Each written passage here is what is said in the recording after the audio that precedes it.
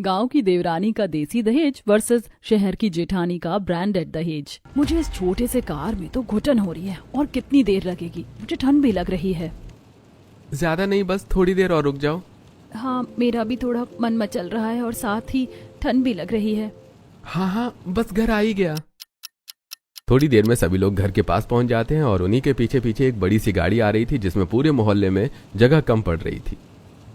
अरे थोड़ा साइड दीजिए, साइड दीजिए, गाड़ी जाने दीजिए, गाड़ी जाने दीजिए, साइड दीजिए, चलिए चलिए। और ये इतनी बड़ी गाड़ी किसकी है और इस गाड़ी के अंदर क्या है? हाँ, इस गाड़ी के अंदर क्या है और इतनी बड़ी गाड़ी हमें मोहल्ले में कौन बुलवाया है? पूरे मोहल्ले में उस गाड़ी के बारे में ही बातें चल रही थी और वहीं दूसरी तरफ शीला अपनी बहुओं का गृह प्रवेश करवा रही थी। तुम दोनों बहुएं अपने दाहिने पैर से शुभ कलश को गिराकर घर के अंदर गृह प्रवेश करो।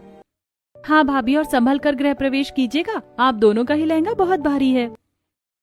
हाँ, दोनों भाभी का लहंगा बहुत भारी है, लेकिन बड़ी भाभी का लहंगा तो कुछ ज्यादा ही अच्छा और डिजाइनर है। हाँ, तो अच्छा और डिजाइनर तो होगा ही, इतना महंगा जो है पता है पूरे 50 लाख का है। 50 लाख का? क्या 50 लाख का? और नहीं तो क्या। वैसे देवरानी जी, आप इतनी चुपचाप खड़ी हैं, आपका लहंगा कितने का है? मेरा लहंगा तो माँ ने अपने हाथों से सिलकर बनाया है, इसे मैंने दुकान से नहीं खरीदा। ओह हाँ, मैं तो भूल ही गई थी कि तुम गांव से हो, ऊपर से गरीब, तुम्हारे पास इतने पैसे कहाँ से आएंगे जो तुम लहंगा कहीं से डिजाइन करवा कर पहन पाओ।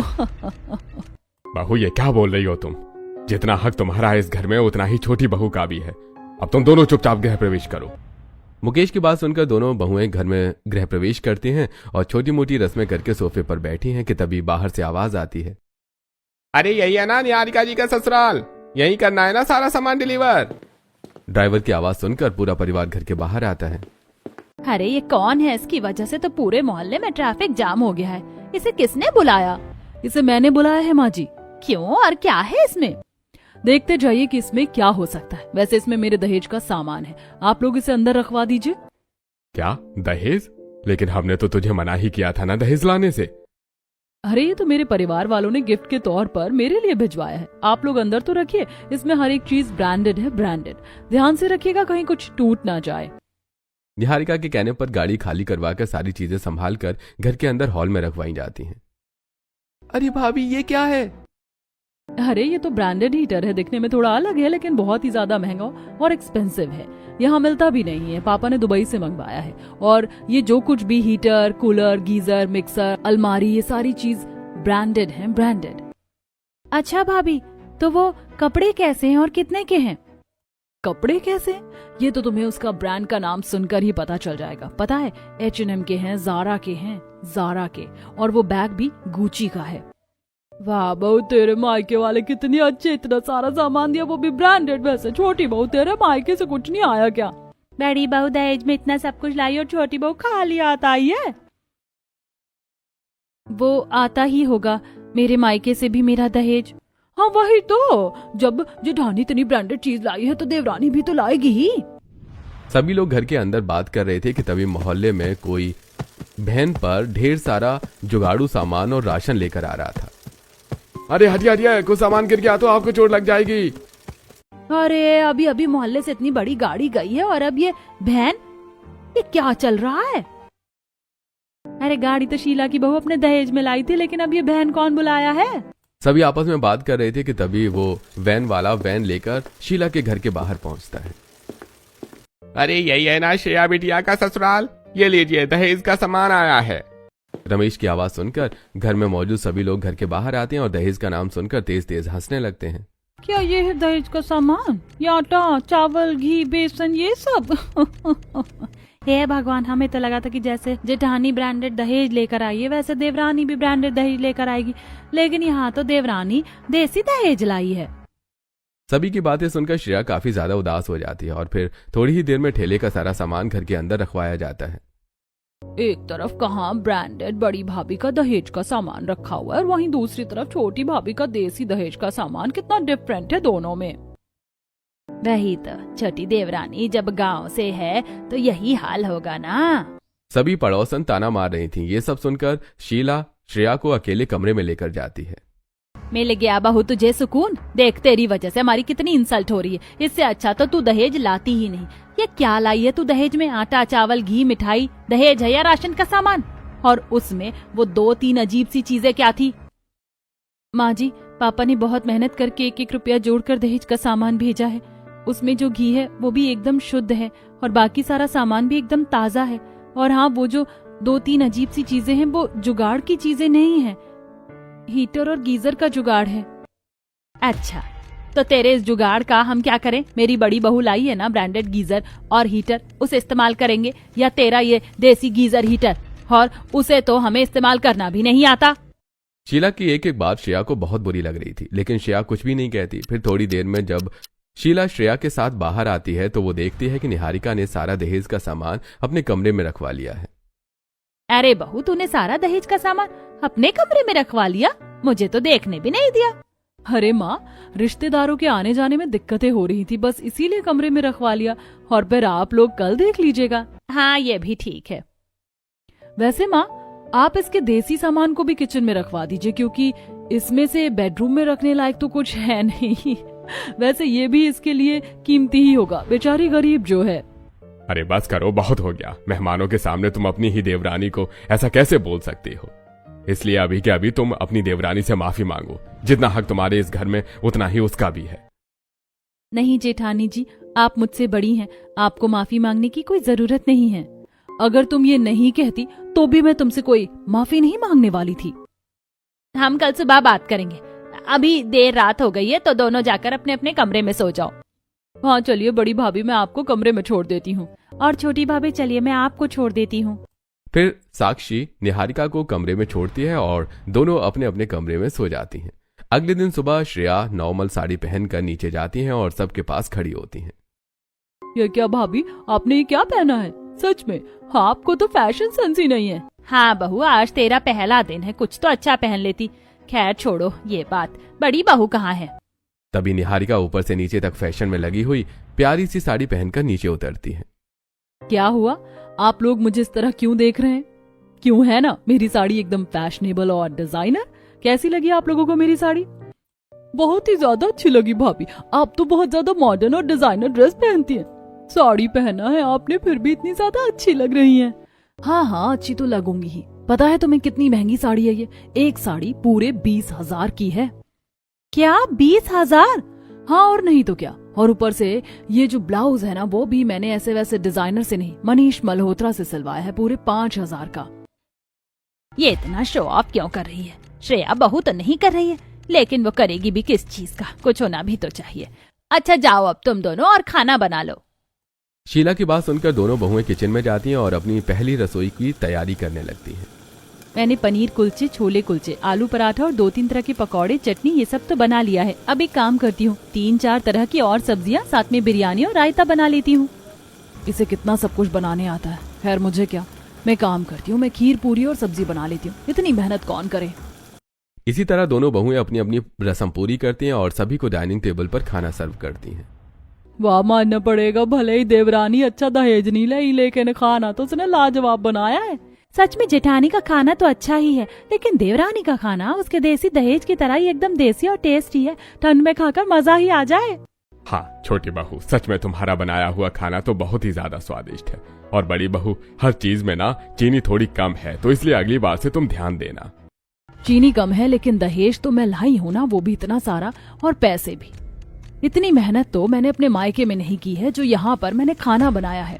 अरे अभी चीनी कम है तो क्या हो गया, अच्छी बात है। चीनी वैसे भी कम ही खाना चाहिए। वैसे ये बड़ी बहू, तुझे मेरी तरफ से ये सोने का नेकलेस। अच्छा, और छोटी भाभी को? हाँ हाँ, तू भी ले मेरी तरफ से ये सोने का लॉकेट। बड़ी बहू को इतना बड़ा नेकलेस और छोटी बहू को बस लॉकेट, ऐसा क्यों? अब जो जितना दहेज लाएगा उसे उतना ही सामान मिलेगा ना, आप मेरा दिमाग मत खराब करो। शीला की यह बात श्रेया के दिल पर चुभ जाती है और वो अपनी गरीबी की वजह से कुछ कह नहीं पाती है। इसी तरह अगले दिन। अरे तुम दोनों अभी तक नहाई नहीं हो? हैं? क्या? जाकर नहा लो। इतनी ठंड में कौन नहाता है, मुझे तो बहुत ठंड लग रही है। सच में मेरा तो नहाने का नाम सुनकर ही हाथ पैर सब कांप रहे हैं। मेरा तो सही है, मैं तो मस्त ब्रांडेड गीजर ऑन करके गर्म पानी से नहाई हूँ और फिर ब्रांडेड हीटर ऑन करके कमरे में आराम से हीटर की गर्माहट लेकर आ रही हूँ।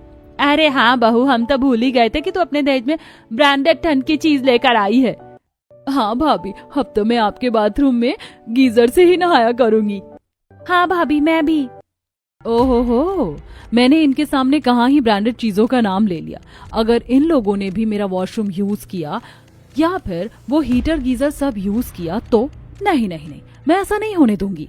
क्या हुआ बहू, क्या सोचने लगी तू? सॉरी, मैं यूज करने देती, लेकिन क्या है ना, हीटर और गीजर खराब हो गया है। अरे भाभी, झूठ क्यों बोल रही हैं? आपने अभी तो कहा है कि आप अभी अभी इसका इस्तेमाल करके आई हैं, तो इतनी जल्दी खराब कैसे हो गया? हाँ, झूठ बोल रही हूँ, क्योंकि मैं नहीं चाहती कि मेरी ब्रांडेड चीज तुम लोग इस्तेमाल करो। भाई, मैं अपने दहेज में लेकर आई हूँ, तुम लोगों के लिए नहीं लेकर आई हूँ। ये सुनते ही साक्षी और नैना के साथ पूरा घर थोड़ा परेशान सा हो जाता है कि तभी श्रेया आती है। अरे क्या हुआ, आप लोग इस तरह क्यों बैठे हैं? फिर नैना श्रेया को सारी बातें बताती है। अच्छा, तो कोई बात नहीं ना। वैसे भी मुझे नहीं लगता कि आप लोग मेरा लाया हुआ दहेज का सामान इस्तेमाल करेंगे, लेकिन फिर भी अगर आप चाहें तो मैं अपने जुगाड़ू देसी हीटर और गीजर का इस्तेमाल करके आपको गर्म पानी के साथ गर्माहट भी दे सकती हूँ। ओह गॉड, आफ्टर सड़े हुए दहेज की चीजों को इस्तेमाल करने से अच्छा है कि मैं ठंडे पानी से ही नहा लूं। अगर मैं भी भाभी को मना कर दूंगी तो भाभी को बहुत बुरा लगेगा, इसीलिए काम करती हूँ, मैं ही भाभी के साथ चली जाती हूँ। चलिए भाभी, दीदी तो नहीं सही, लेकिन मैं देखना चाहती हूँ कि उन चीजों का इस्तेमाल कैसे करते हैं। ठीक है, चलो। फिर श्रेया नैना को अपने साथ लेकर जाती है और उसे देसी जुगाड़ू गीजर से पानी गर्म करके नहाने के लिए देती है, और फिर हीटर की मदद से नैना ठंड से राहत पाती है। वैसे भाभी, ये हीटर तो इलेक्ट्रिक हीटर से भी ज्यादा अच्छा है। इसे आपने इतनी अच्छी तरह से कैसे बनाया? अरे मैंने नहीं बनाया, वो मेरी माँ ने बनाया है। और इस हीटर में ज्यादा कुछ नहीं करना पड़ता, बस गर्म कोयले डालने पड़ते हैं, फिर ना धुआं निकलता है और ना ही आग जलती है, बस गर्माहट मिलती है। सच में भाभी, कितना मजा आ रहा है। ठंड में मेरे दांत किटकिट पड़ रहे थे, लेकिन अब तो सुकून मिल रहा है। दोनों आपस में बातें करते हुए हीटर सेकते हैं और कुछ देर बाद हॉल में आते हैं और नैना सभी को हीटर गीजर के बारे में बताती है। क्या सच्ची बहू? फिर तो बहुत अच्छी बात है। अब तो कभी कभी हमें उसे इस्तेमाल करने देना। अरे, वो आप लोगों का ही है।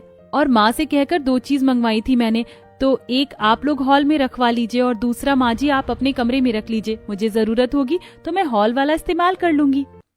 बड़ी बहू तो अपना ब्रांडेड सामान इस्तेमाल ही नहीं करने दे रही, छोटी बहू का ही इस्तेमाल कर लेंगे।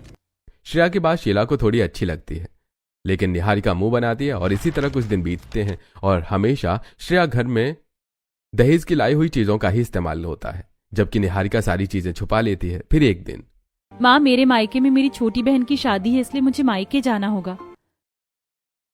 हाँ, और मेरे मायके में भी मेरे छोटे भाई की शादी है, इसलिए मुझे भी जाना पड़ेगा।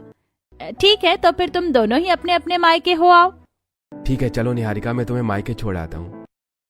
हाँ, और श्रेया चलो, तुम्हें मैं छोड़ आता हूँ।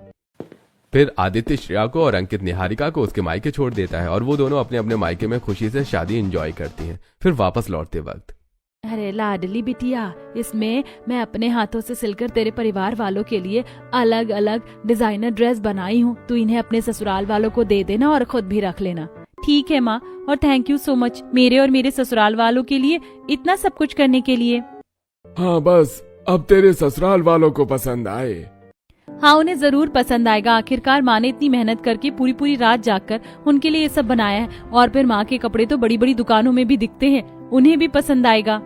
अच्छा चलो, अब हो गया आप लोगों की बात, तो मैं तुझे तेरे ससुराल छोड़ाऊं, फिर मुझे भी और भी काम है। हाँ हाँ, चलिए भैया। फिर विशाल श्रेया को गांव से ससुराल छोड़ने निकल पड़ता है, वहां निहारिका के मायके में। ये देख निहारिका बेटी, बड़े बड़े ब्रांडेड मॉल से तेरे ससुराल वालों के लिए तरह तरह की चीजें खरीदी है मैंने, इन्हें अपने ससुराल वालों को दे देना और खुद ये साड़ियाँ वगैरह रख लेना।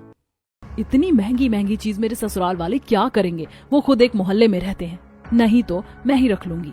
अरे क्या हुआ, कहाँ खो गई? अच्छा चल, मैंने कैब बुक कर दी है, तू अपने ससुराल के लिए निकल जा।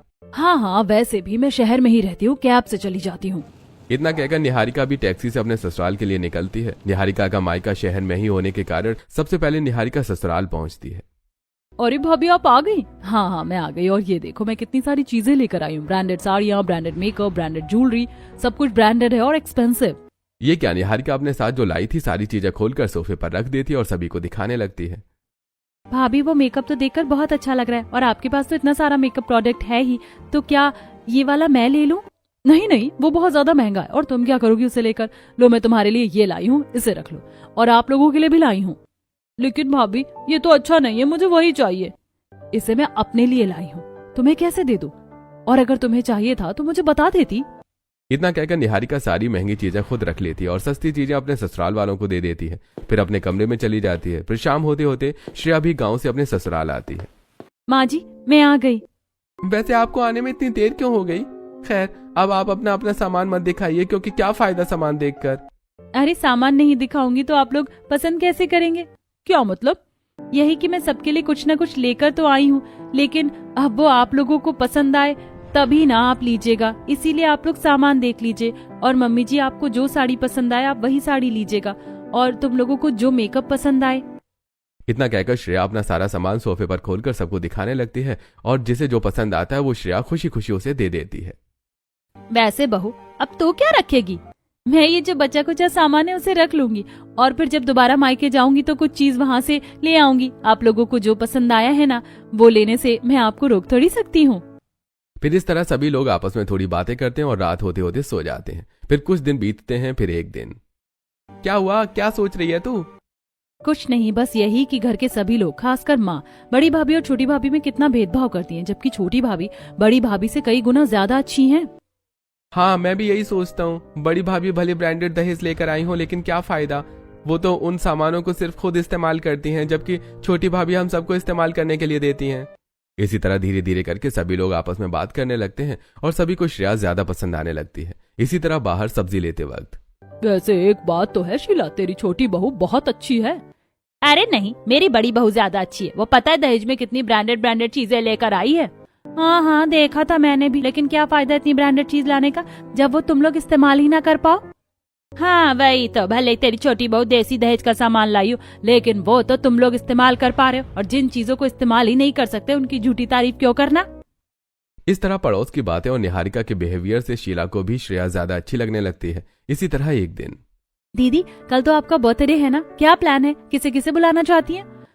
मेरा कल 18th बर्थडे है, इसीलिए मैं अपने बर्थडे को ग्रैंड तरीके से सेलिब्रेट करने वाली हूँ। बहुत सारे लोगों को बुलाऊंगी। ठीक है, तो फिर मैं अपनी दोनों बहुओं के मायके वालों को भी बुला लेती हूँ। हाँ हाँ ठीक है माँ, छोटी भाभी को पता नहीं, लेकिन बड़ी भाभी के मायके वाले तो बहुत अच्छा गिफ्ट देंगे मुझे। यह सोचकर साक्षी मन ही मन बहुत ज्यादा खुश हो रही थी। फिर अगले दिन जब साक्षी की बर्थडे पार्टी शुरू होती है, तब दोनों बहुओं के मायके वाले आते हैं। आइए आइए समधन जी, आपका स्वागत है। हाँ हाँ, आ रहे हैं। सच में आप कितनी अच्छी तरह हमारा स्वागत कर रही हैं। आप बहुत अच्छी हैं समधन जी। तभी वहाँ श्रेया की मम्मी पापा आते हैं। हम आ गए समधन जी। हाँ हाँ ठीक है, जाइए वहाँ बैठिए, आपकी बेटी बैठी है। इस तरह शीला श्रेया के मायके वालों को कम अटेंशन और निहारिका के मायके वालों को ज्यादा अटेंशन देती है। देख रही हो शीला को कैसे अपनी गांव वाली बहू के मायके वालों को अनदेखा कर रही है, और शहर वाली बहू के मायके वालों की कितनी खातिरदारी कर रही है। हाँ सच में ये शीला भी बहुत बड़ी चंट है, इसे जितना समझाओ समझ में ही नहीं आता। सभी आपस में बातें कर रहे थे कि तभी साक्षी केक काटती है और सभी मिलकर पार्टी एंजॉय करते हैं। दोनों बहुओं के मायके वाले अपनी अपनी बहू को गिफ्ट देकर चले जाते हैं। वाह माँ, कितना अच्छा गिफ्ट दिया है, मैं जाकर नंद जी को देती हूँ। यह सोचकर श्रेया अपने मायके से मिला हुआ गिफ्ट ले जाकर साक्षी को दे देती है। वहीं दूसरी तरफ, अरे मेरे मायके वालों ने तो मेरी नंद को इतना महंगा गिफ्ट दिया। इतना महंगा गिफ्ट लेकर वो क्या करेगी? एक काम करती हूँ, इसे एक्सचेंज कर देती हूँ। यह सोचकर निहारिका गिफ्ट एक्सचेंज करके साक्षी को दे देती है। ऐसा करते हुए उसे करण देख लेता है। अच्छा, तो ये मसला है। बड़ी भाभी को तो मायके से अच्छे अच्छे गिफ्ट मिलते हैं, लेकिन फिर भी वो बदलकर हमें सस्ती चीज पकड़ा देती हैं। सच में छोटी भाभी कितनी अच्छी हैं। फिर जब साक्षी निहारिका और श्रेया दोनों का गिफ्ट खोलती है तो ऐसा कैसे हो सकता है? बड़ी भाभी इतनी अमीर है, उनके बावजूद उनका दिया हुआ गिफ्ट छोटी भाभी से कम अच्छा, और छोटी भाभी का गिफ्ट ज्यादा अच्छा है। मुझे तो पता ही था ऐसा ही होगा। बड़ी भाभी भले ही अमीर हो, भले वो ब्रांडेड दहेज लेकर आई हूँ, लेकिन ना तो उन्होंने अपने दहेज का एक भी सामान हमें इस्तेमाल करने दिया, और ना ही आज तक उनकी चीजों को हाथ लगाने दिया। हाँ ये बात तो है, मैं गलत थी जो बड़ी बहू को इतना अटेंशन दे रही थी, लेकिन अब से ऐसा नहीं होगा। इस फैसले के बाद अब शीला कभी भी श्रेया और निहारिका में कोई फर्क नहीं करती, और अगर फर्क करती भी है तो वो श्रेया को ज्यादा अटेंशन देती है और निहारिका को कम। और अब निहारिका के बिहेवियर की वजह से आज पड़ोस, परिवार, हर जगह सिर्फ और सिर्फ श्रेया की ही तारीफ होती है। जैसे, बहू ये देखो, मैं तुम दोनों के लिए कुछ लेकर आई हूँ। अच्छा, क्या माँ जी? पहले श्रेया बहू को आ जाने दे, उसके बाद दिखाती हूँ।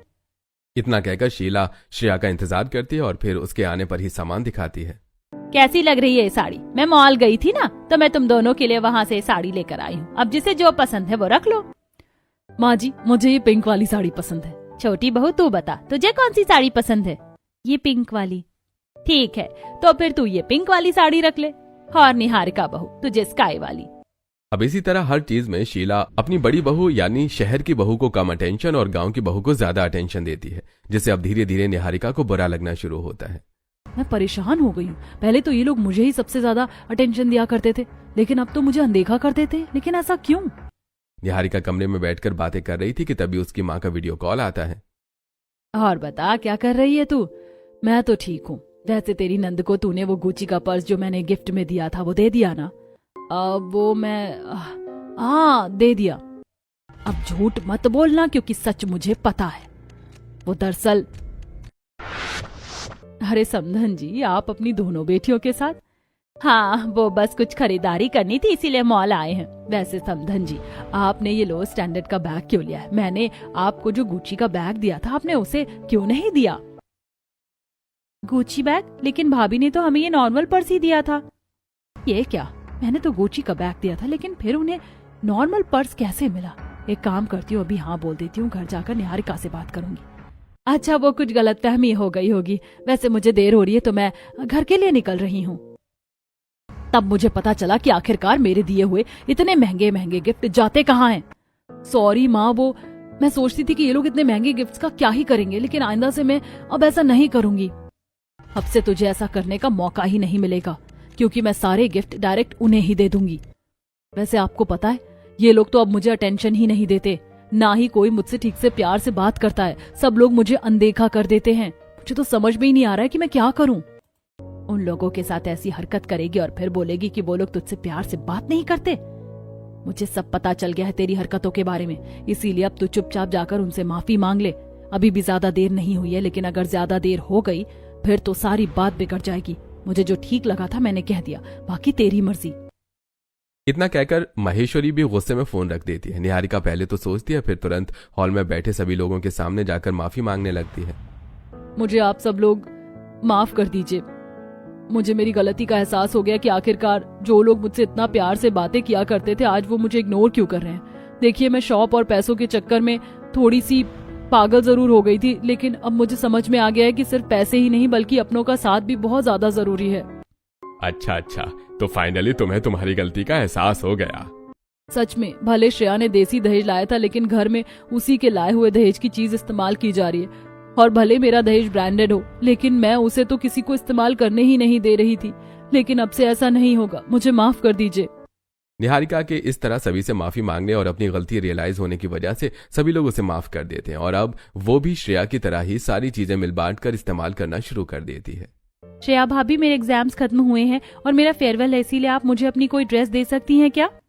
देखो, मैं जानती हूँ कि मैंने पहले बहुत सारी गलतियां की हैं, लेकिन अब मैं उन्हें सुधारना चाहती हूँ। और वैसे भी श्रेया के पास ज्यादा डिजाइनर कपड़े नहीं है, इसीलिए तुम मेरी ड्रेस पहन लो अपने फेयरवेल में, और मेकअप भी मेरा ही इस्तेमाल करना। क्या सच्ची? लेकिन आप तो अपनी लिपस्टिक भी छूने नहीं देती थी। हाँ, तब और अब की बात अलग है। इसके बाद नैना को फेयरवेल पार्टी के लिए निहारिका तैयार करती है, और फिर पार्टी में नैना की बहुत तारीफ होती है। इसके बाद नैना और श्रेया दोनों शहर और गांव के भेदभाव को भुलाकर मिलजुल कर रहने लगते हैं।